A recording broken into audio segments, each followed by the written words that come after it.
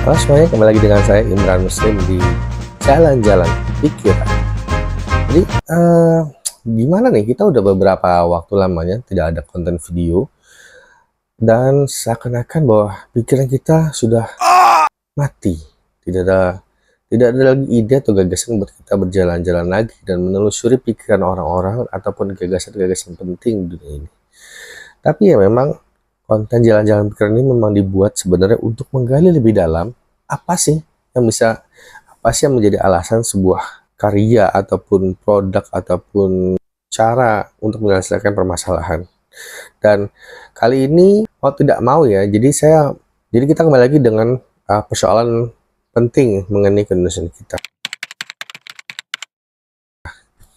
Jadi beberapa waktu ini kebetulan pertengahan 2024 ini ya, kita sudah selesai masa pemilu dan saya juga ingin membatasi diri untuk tidak terlalu banyak membicarakan tentang persoalan pemilu yang kemarin 2024 gitu ya.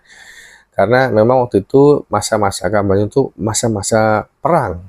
Masa kampanye itu masa-masa perang.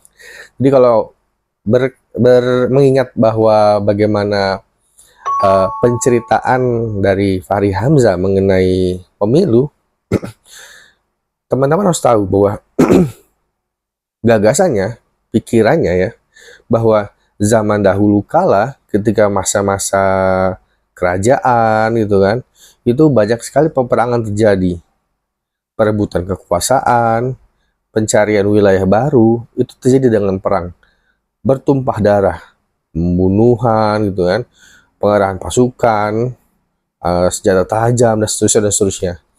Dan ketika itu untuk mendapatkan kekuasaan itu atau mendapatkan wilayah kekuasaan itu, maka seseorang yang berkuasa itu harus menumpahkan darah orang lain, ya. Dan maka di zaman modern sekarang, menurut Fahri Hamzah, konsep pengambilan kekuasaan itu harus dibuat tidak lagi terjadi permasalahan pertumpahan darah atau fisik, ya. Jadi di masa zaman modern sekarang ini, masa-masa demokrasi seperti ini, maka pengambilan kekuasaan itu harus dilakukan secara gagasan, solusi, di mana masyarakat itu memilih calon-calon pemimpin mereka, atau pemimpin-pemimpin ini atau orang-orang ini berusaha untuk menggali ataupun menggalang simpati dari masyarakat, dari rakyatnya, ataupun dari orang lain, agar mereka bisa dipilih oleh orang-orang itu untuk mengisi jabatan-jabatan publik tertentu atau menguasai wilayah tertentu.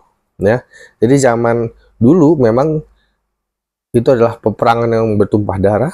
Di zaman sekarang, di zaman demokrasi, ini adalah zaman dimana kita harus bertarung secara gagasan. Jadi betul juga jalan pikirannya Fahri Hamzah ini ya, dan ini harusnya menjadi sebuah anugerah buat kita yang hidup di zaman modern sekarang ini, di mana kita bertarung di ranah alam gagasan, di mana dalam demokrasi ini, dalam kontestasi pemilu ini, setiap kontestan ataupun orang-orang yang ingin menjadi pemimpin atau menjadi pejabat publik itu harus bertarung gagasan, berkompetisi gagasan. Mereka harus memberikan alasan-alasan tertentu ataupun ide-ide tertentu mengenai solusi yang masyarakat atau rakyat butuhkan, gitu ya. Ya, menurut Fahri Hamzah ini yang tidak tepat. Kenapa? Karena di masa modern pemilu ini, masa modern demokrasi ini, peperangan itu harus diatur, di mana rakyat sipil itu tidak boleh ikut terlibat secara langsung dalam peperangan pertarungan antar kandidat, gitu ya. Dan harus diatur juga supaya tidak ada terjadi korban jiwa, gitu ya, dari orang-orang yang harusnya rakyat yang harusnya dilindungi, gitu ya, kayak gitu. Back to content ya, jadi balik lagi ke konten bahwa Presiden Indonesia 2024-2029 sudah terpilih, dan sepertinya apa yang menjadi keinginan masyarakat seperti yang di konten saya sebelumnya, sepertinya kriteria-kriteria itu ada di dalam diri pemimpin Presiden 2024-2029 ini, Pak Prabowo Subianto. Ya, coba kalau nggak percaya cek lagi di video-video yang sebelumnya ya.